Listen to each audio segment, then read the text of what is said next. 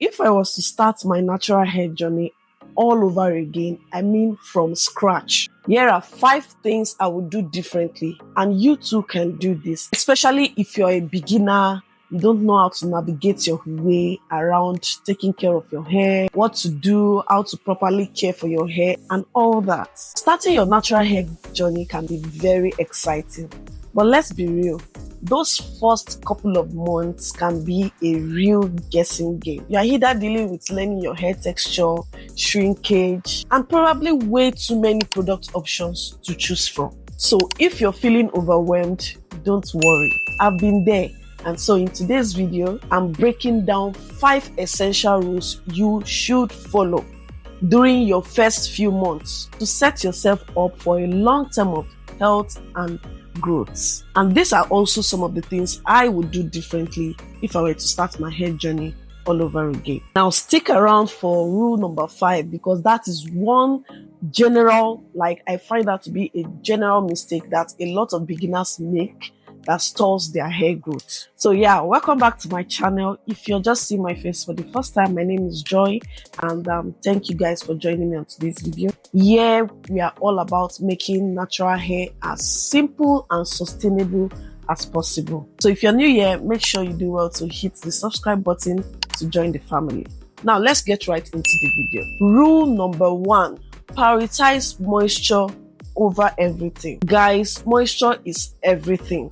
Now, in the first few months of your natural hair journey, your hair is probably adjusting to a new hair care routine and lifestyle. Natural hair is naturally dry because oils from our scalp have a harder time to travel down the shaft of our hair. Don't just put oils on dry hair. That actually blocks out moisture. Always use any of the moisturizing technique to moisturize your hair, either the LOC method, the LCO method. By now, I'm sure you're familiar with that. So go figure out which one best suits your own hair type. So water is the only true moisturizer. Every other thing just seals it in. Rule number 2, keep it simple. Please avoid the product junkie trap. At this point, you're just starting your natural hair journey. It is very, very easy for you to fall into the trap of using so many products all at the same time. Stop buying every product you find on TikTok. Truly and honestly, it is very tempting to try everything you see on the internet. But trust me, the first few months is not the time for you to try out everything. It's the time for you to learn what your own hair actually needs. Just stick to the basic products that is required. Your sulfate-free shampoo, your deep conditioner, your leave-in conditioner, your oils, your sealants, either your hair butter or a thicker oil you prefer to use to seal in moisture. Just this group of basics and you're good to go.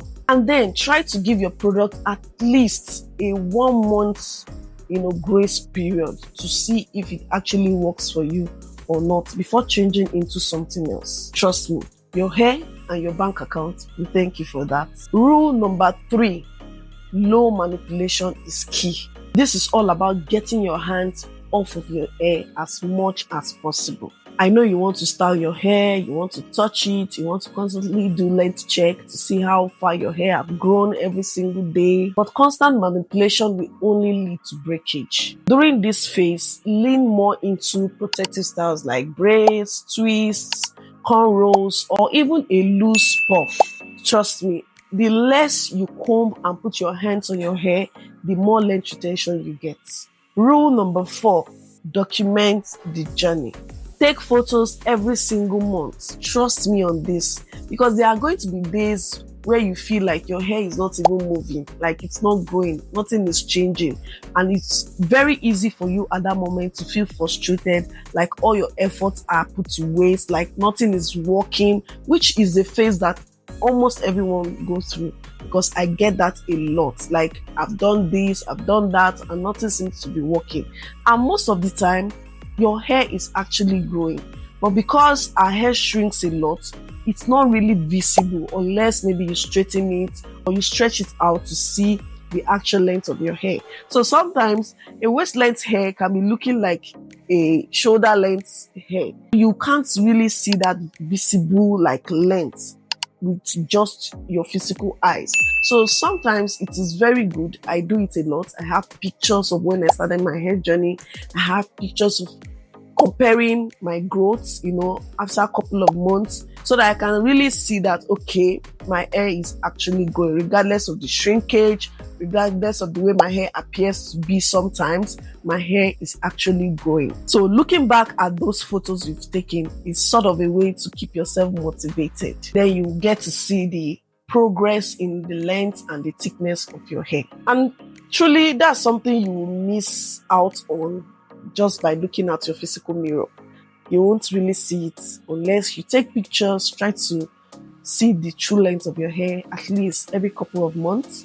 Then do the comparison. You won't have to worry if your hair is growing or not, because they are actually growing. Rule number 5, listen to your hair and not just the internet.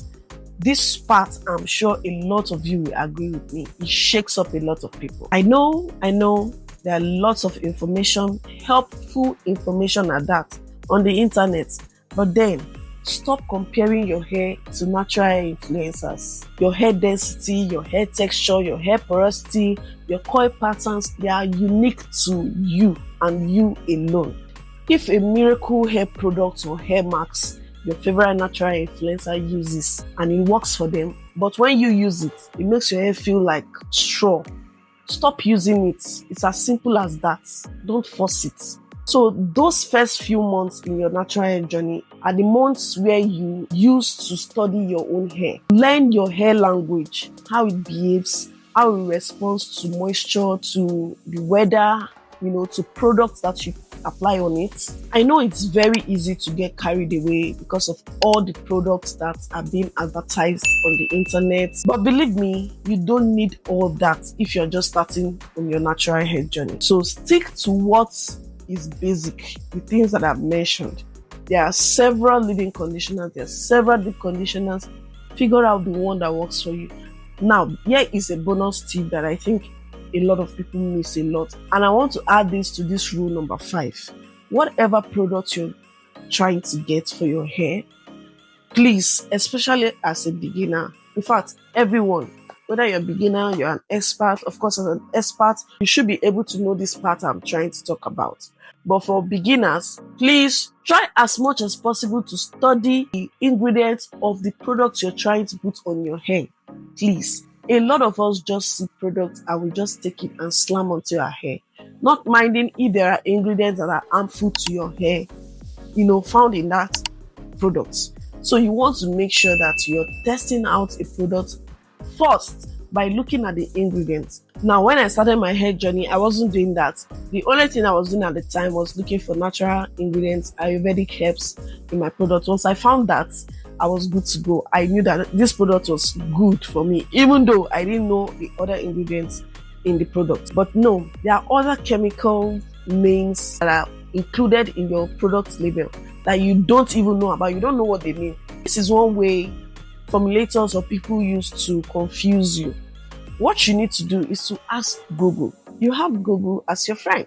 So go to Google and find out, what does this ingredient do? Is this ingredient safe for my hair? Can I use it?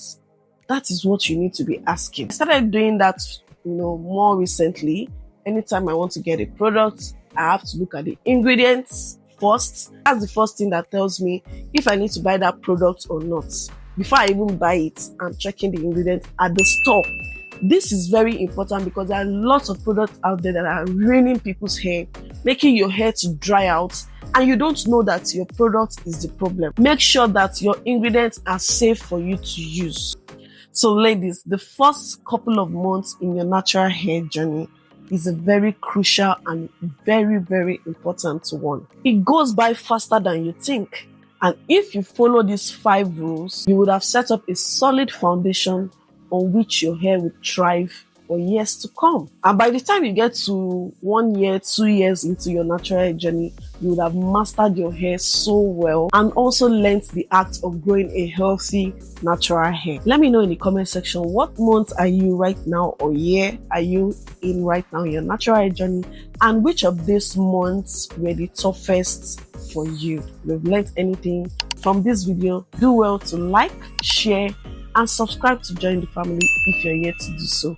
I'll see you guys in my next one. Bye bye.